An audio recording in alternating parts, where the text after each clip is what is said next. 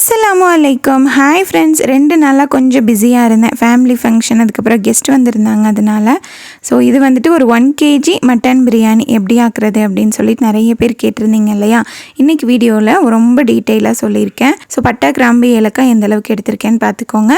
கடலெண்ணெய், தேங்காய் எண்ணெய் சேர்த்துட்டு எண்ணெய் நல்லா சூடாகவும் பட்டை, கிராம்பு, ஏலக்காய் போட்டுட்டு கரெக்டாக 8 பெரிய வெங்காயத்தை நீல வாக்கில் கட் பண்ணியிருக்கேன். அதையும் போட்டுட்டு பச்சை மிளகா ஒரு 10லேருந்து 12 போட்டுக்கலாம். ஏன்னா பச்சை மிளகாவோட ஃப்ளேவர் தான் பிரியாணிக்கு ரொம்ப நல்லாயிருக்கும். இப்போது மட்டன் வாஷ் பண்ணியிருக்கேன் 1 கிலோ கொஞ்சம் அதிகமாக.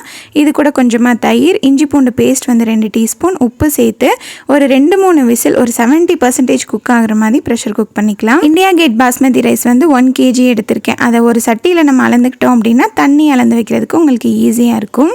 அதை ஒரு 20 மினிட்ஸ் ஊற போட்டுட்டு பிரியாணிக்கு தேவையானதெல்லாம் கட் பண்ணிக்கலாம். 8 வெங்காயத்துக்கு 4 தக்காளி, அரைக்கட்டு மல்லி, புதினா அது எல்லாத்தையுமே பொடிசாக கட் பண்ணிக்கிட்டேன். சைடில் தயிர் பச்சடிக்கு தேவையானது எல்லாமே கட் பண்ணி வச்சுட்டேன். இப்போ வெங்காயம் இந்த அளவுக்கு கோல்டன் ப்ரௌன் கலர் வந்ததுக்கப்புறமா 7 டீஸ்பூன் இஞ்சி பூண்டு பேஸ்ட் சேர்த்துட்டு இது கூடவே கட் பண்ணி வச்சுருக்க தக்காளி, மல்லி, புதினா, காரத்துக்கு தகுந்த மாதிரி மிளகாய்த்தூள், 1 டீஸ்பூன் கரம் மசாலா, 1 டீஸ்பூன் மல்லித்தூள், கல்லுப்பு சேர்த்து மூடி போட்டு விட்டுறலாம்.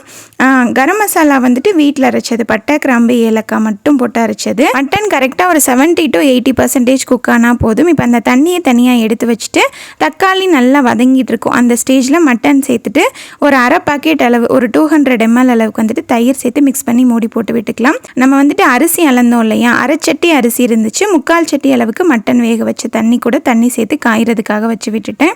இப்போ மட்டன் சேர்த்ததுக்கப்புறமா நல்லா ஒரு 10 நிமிஷம் வதங்கிருச்சு. இப்போ அந்த தண்ணியை சேர்த்து தண்ணி நல்லா கொதிச்சதுக்கப்புறமா நம்ம 20 மினிட்ஸ் ஊற வச்சு தண்ணி வடித்து வச்சுருக்க பாஸ்மதி ரைஸ் சேர்த்துட்டு நல்லா மிக்ஸ் பண்ணிவிட்டு ஒரு லெமனோட ஜூஸ் சேர்த்துக்கலாம். உப்பு செக் பண்ணிக்கோங்க. இந்த தண்ணியை டேஸ்ட் பண்ணுறப்போ ஒரு உப்பு தூக்கலாக இருக்கணும். இப்போது கரெக்டாக ஒரு 7லேருந்து 8 நிமிஷம் கொதிச்சதுக்கப்புறமா இந்த அளவுக்கு தண்ணியும் சாப்பாடும் ஈக்குவலாகி வந்துடும். நெய் ஒரு 2 டேபிள் ஸ்பூன் அளவுக்கு சேர்த்துட்டு நல்லா லெவல் பண்ணி விட்டுட்டு அலுமினியம் ஃபாயில் வச்சு க்ளோஸ் பண்ணிவிட்டு ப்ரீ ஹீட் பண்ணி வச்சுருக்க தோசைக்கல் மேலே இந்த சட்டியை தூக்கி வச்சுட்டு மேலே நல்லா வெயிட் வச்சு கரெக்டாக 20 மினிட்ஸ் ஸ்லோ ஃப்ளேமில் வச்சுட்டு திரும்ப ஒரு 20 மினிட்ஸ் அப்படியே விட்டுருங்க. அதுக்கப்புறம் ஓப்பன் பண்ணிங்கன்னா நல்லா கம்மன்னு சூப்பரான மட்டன் பிரியாணி ரெடி. கரெக்டாக நான் சொன்ன மெஷர்மெண்ட் ஃபாலோ பண்ணிங்க அப்படின்னா உங்களுக்கும் இந்த மாதிரி சூப்பரான பாய் வீட்டு பிரியாணி கிடச்சிரும். கண்டிப்பாக ஒரு தடவை ட்ரை பண்ணி பாருங்கள். சைட் டிஷ் எதுவுமே பண்ணல, வெறும் பிரியாணி, தயிர் சட்னி, அவ்வளோதான்.